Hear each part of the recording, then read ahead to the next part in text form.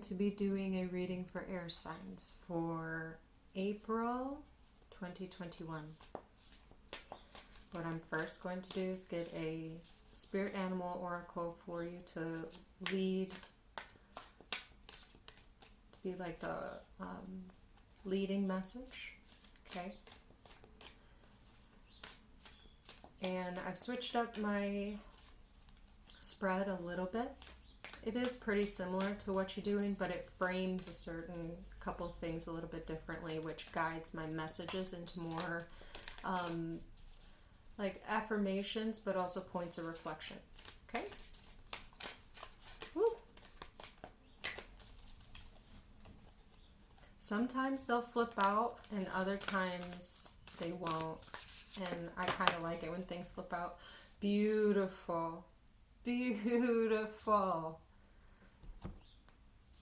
Number 58, Stag Spirit, take the lead. To tell an air sign twice.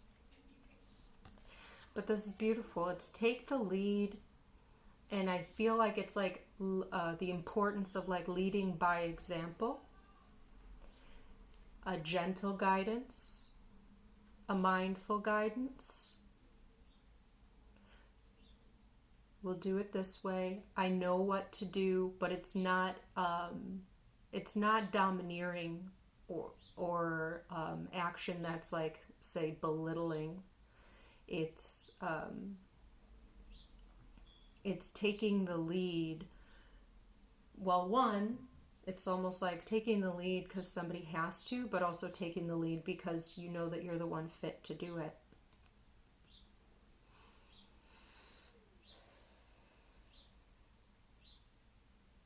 Great. Yeah, 58 is a 13. And then that breaks down to a 4. 4 is the Emperor. 4 is Emperor energy, while 13 is the Death card energy. So it could be a transformation in how you lead and how you take, like, the leadership is not a burden.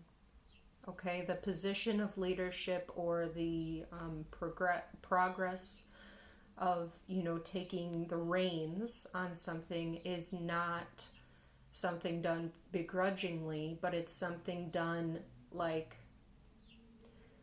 in great esteem and responsibility, but care for a larger picture or a group. Okay, great. For you, air signs, I'm going to use Fountain Tarot.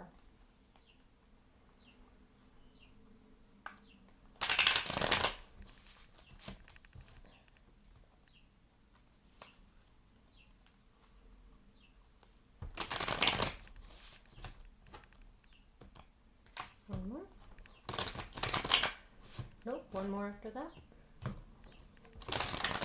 There you go, good job. Got this, April 2021 for air signs. Air signs. First card is the local energy. The second card is the lesson being learned right now. What's helping you? What's hurting you? What's approaching you? Okay, great. Thank you. Air signs, the Wheel of Fortune. This is the local energy, so this can be something, it's, to me, the Wheel of Fortune is like a destined occurrence. These orbits often remind me of like planets aligning in such a way that it creates like the perfect storm, but I don't feel it threatening at this time. But the way that it's an occurrence of divine timing, of surprise, of a shift in reality, meaning like it's something that changes just how it changes what is, but it's a fortune. It's a blessing. It does end being a 10. It ends one cycle of reality to begin a new one. It's also like an occurrence, like how you react at this time sets the stage for what will come later. So taking the lead with the stag spirit leading this, it is to say that what occurs now, or what is in the atmosphere of occurring now, whether externally to you or in a dynamic that you are directly involved in, it's taking the lead for what's best for you and for like your sphere. We'll call it a sphere because this could relate to your home, this could relate to your business, this could relate to your family, it could just relate to your personal body. Okay? Beautiful. The lesson being learned right now, what I say. Tell me what I said. Sorry, this is the Emperor. The lesson being learned right now is how you are carrying yourself and how you are ruling a group. How are you taking the lead? How are you guiding the pack? And guiding the pack, it takes a lot of self-discipline. It takes a lot of hard work, and also, though, that ability to hear multiple perspectives and multiple sides to something and taking in all of the opinions and viewpoints of the group involved and having them inform you. You're not like easily swayed, but you're also not super fixed. The Emperor is not super fixed into what his own ideas are, because part of the Emperor's intelligence is being able to be advised. And his main advisor, as far as I'm concerned, the Emperor's main advisor is the Hierophant. Why? Because the Hierophant is who keeps and promotes the Emperor to stay within rulership of moral integrity. Okay, beautiful. What's helping at this time? Very interesting. What is helping at this time is a Nine of Swords energy.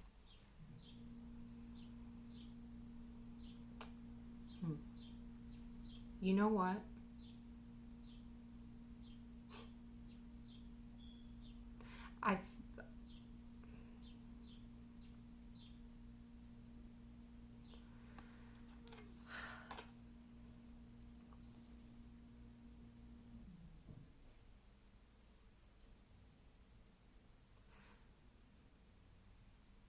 This feels like a true reveal of your alchemy. And what do I mean by that? The true reveal of your alchemy being that it's not just being able to attract what you want into your life. That's not the only thing with alchemy. And it is also not the only thing to, be motivated by past pains and traumas and hurdles and obstacles and difficulties to then be triumphant with those as the motivator, to then be able to bring it to the world and help heal everybody, right? The almost purest center of alchemy is the lessons that you learned in things that are harmful, hurtful, traumatic, and being able to transmute the energy of those as events, meaning that they resonate in a space of gratitude because they were your teachers, instead of them continuously existing heavily, we'll say, in a space of trauma, resentment, hostility. Is being able to transmute the energy of a memory from something very damaging into something that is in its own way sacred. And there's gratitude for it. Because it's almost as if like this dark space, these dark happenings that have like kind of, I feel like this is a space of torture. I don't feel like this is not what's hurt, like this is in the space of what's helping you right now. It's the memory of this and transmuting the memory. Transmuting the energy of the memory. Or memories, right? It can be plural.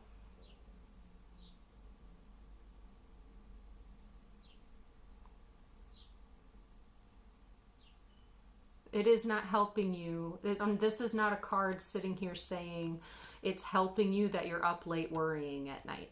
No, no. The times that you used to, the times that you have experienced and moved through this energy were great teachers for you to what? Stand strong and build exactly what you said you were going to build.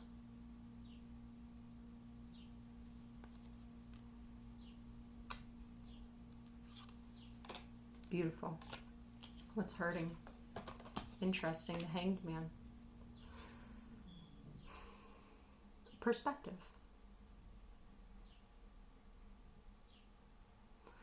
And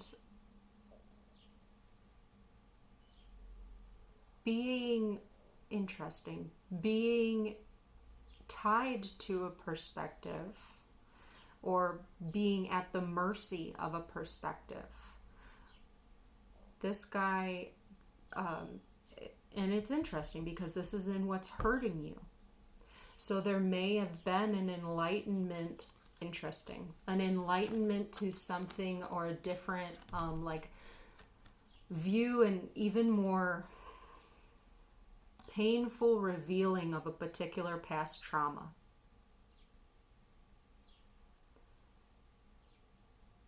And it has the opportunity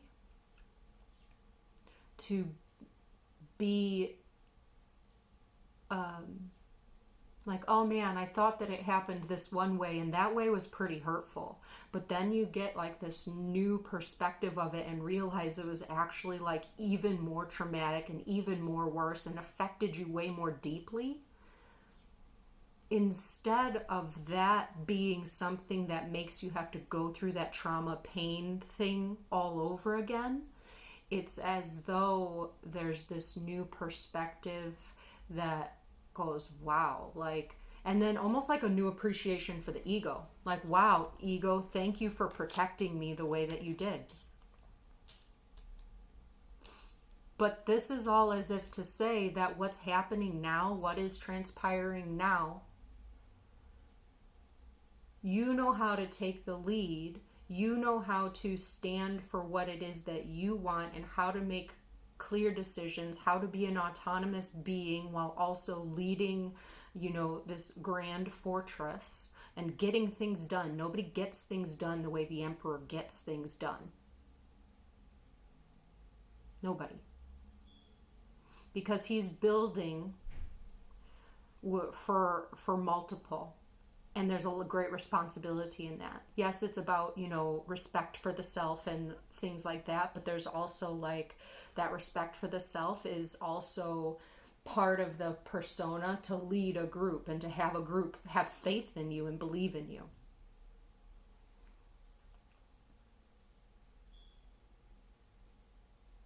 And that's not pressure that you're going to buckle under. It's just not. But what I'm saying is that the dark things that you've gone through and have went through, and the perspective and multiple perspectives and evolution of perspectives that have gone through, maybe circling around a same kind of set of pains, or maybe like specific like timeline pains.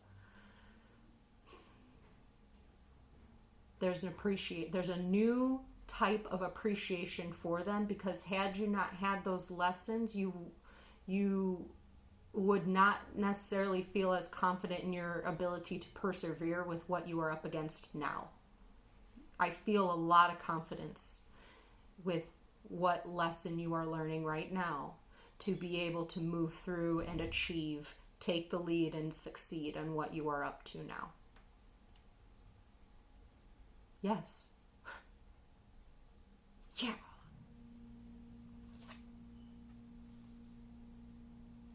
Of the Native Wands. There's news coming towards you.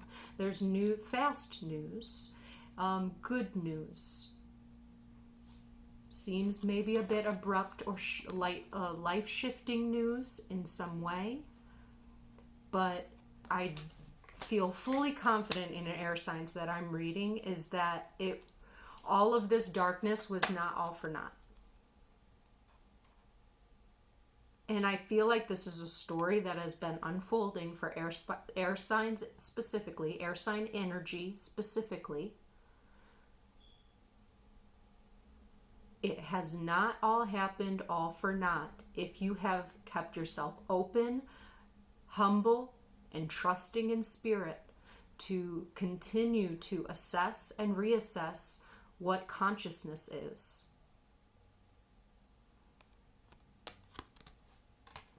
Who you are, what you want, and being open to how you're going to get it, to receive from the universe in the way that they see fit. Okay, great. What do you want me to pull on? Ooh, that was a cool question, Kate.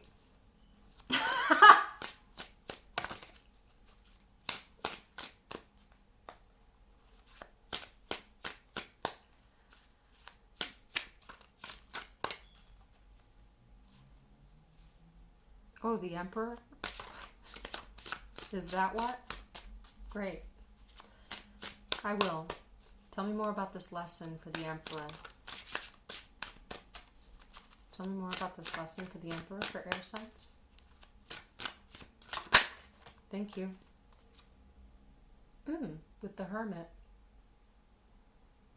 I just see so much in a change of perspective and transmuting. It's just more of the same. Really, my reading's over. It's just more of the same, because this Hermit is depicted as an owl that has clocks within its chest. So those are like cogs that are intersectioned with each other, like they are one turns another, turns another, turns another, a lot like how this Wheel of Fortune ellipticals are kind of speaking to me. And a significance of like time passing and time needing to pass for the wisdom to be able to occur in its certain way. And the owl here has a dead snake underneath him, but there's almost like he hasn't killed and discarded the snake. Okay, this owl is wise and has a plan to use this carcass of the snake as a resource for his own wisdom, for his own understanding. I can't believe that the Magician hasn't come out, to be honest. Like, it just feels like really great transmuting type of energy. Interesting. There's a Two of Swords with the Temperance card. Both have masks present. The Two of Swords has a mask that a little kitten, just a little kitten, okay? The sweet, sad-eyed little kitten. It's just popping his eyes out over. So this can be a stagnancy or kind of like breaking out of a shell and acknowledging say, acknowledging the ego. And like I said, thanking, like, thank you, ego. Thank you, ego, from protecting me from exactly like how heavy a certain thing was, or how, you know, painful something was. Because now I'm in a space of enlightenment to be able to confront what that was, with more wisdom and mindfulness. To that, really, then it's just another teacher to me in a very significant way, in a healing, spiritually healing, rejuvenating, balancing way. It is a gift.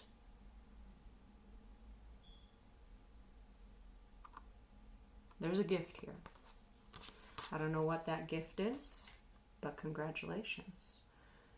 I don't know what that gift is, other than, I mean, would it even need to be a physical gift? Would it even need to be a gift in the physical realm if this healing is so present here and blatant here in this reading?